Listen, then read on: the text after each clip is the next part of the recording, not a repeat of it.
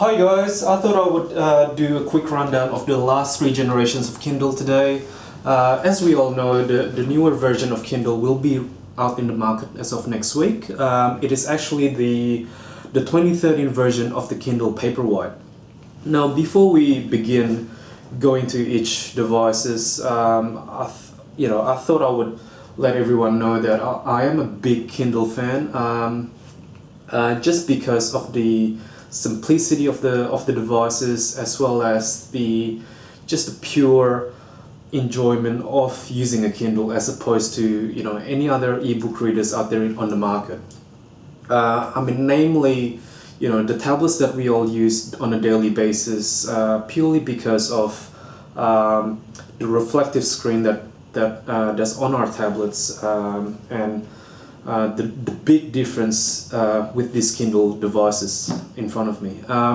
If you haven't used a Kindle device, please do so, and I'm pretty sure that you will enjoy it.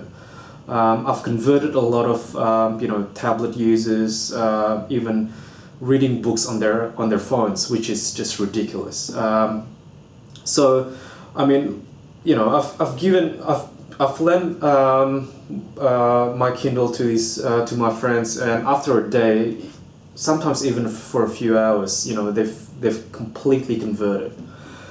Now, some of these devices, especially the first two on your left, are basically superseded. Although you can't even get them from Amazon, you should be able to get them secondhand or refurbished from eBay or so on and so forth, and I think they're very, very good value, especially the 3G versions, because if you get the 3G on the 3rd generation, which is the Kindle Keyboard, it doesn't have the limitation of the download, of the 50 meg download that has been imposed by Amazon from the 4th generation onwards. So you can use it as much as you want, and it works everywhere. It works very, very well in the States with the AT&T coverage, but it works in other countries as well, unbelievably good. Which surprised me at first, because I thought it would only work in the States because they've got an exclusive deal with AT&T, and I wouldn't be able to use it if I were to travel to another country, but it did. So anyway, 4th generation onwards, the 3G is still the same, but they impose the download quantity from I believe it's unlimited. I couldn't tell any difference from downloading books and etc. Within the 1 month or 30-day period, but they have imposed a limit of 50 meg, which is still a lot. You still can download a lot of books, and it really depends on how fast you read, obviously. Okay, so Kindle Keyboard, it obviously has the QWERTY keyboard here. I don't really use it that much, and I just want to see what the big deal is. Because the 3rd generation, you have the option of this, or the, what do they call it? They've got a little touchpad here. The only thing that I don't really like about this, the 3rd generation, is how you move from one page to the next, or to the previous page. Obviously, it's not a touch screen, so you have to control it via the buttons on the side here. So every time, sometimes I just press the wrong button and etc. So that could be a user issue. But anyway, moving on to the 4th generation, the screen size hasn't really changed that much. I believe, by looking at it, it is a little bit bigger. It is a little bit smoother, going from books to books. It has a faster processor, but the biggest difference again is it's purely a touch version. Okay, so everything that you do, from browsing through the menus, going to the previous page, going to the next page, you do it by swiping the screen. So that really, I think it was a big game changer for Kindle or Amazon, and everyone in the market was sort of like copying the device from Barnes and Nobles and so on and so forth. Excuse me. So that's that. I was, these two devices has served me very, very well. I still use it.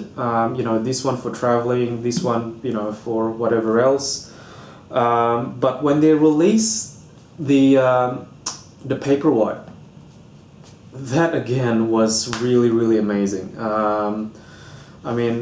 You see, there still is covers with LED light, that helps you reading during the night, but the Paperwhite just takes it to another notch. It's it's got an inbuilt light,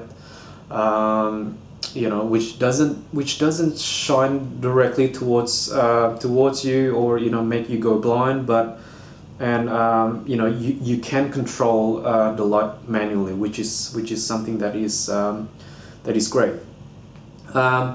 It kind of brings all the good things about the fourth generation of Kindle, and it just makes it even better. The buttons are still the same, so it's not. And the best thing is the power adapter is still the same. Okay, they're still using the micro USB. They're not like Apple that decides to change the adapter on you. 2 generations or 3 generations into your loyalty or using the device. So let me just turn this on.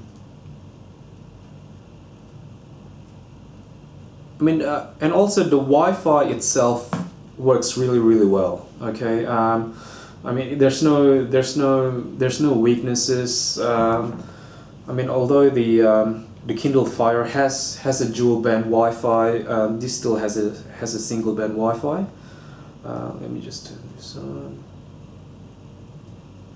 Now you may see here that this is the advertisement one. It's about $20 or $30 cheaper for the advertisements, which I don't really mind.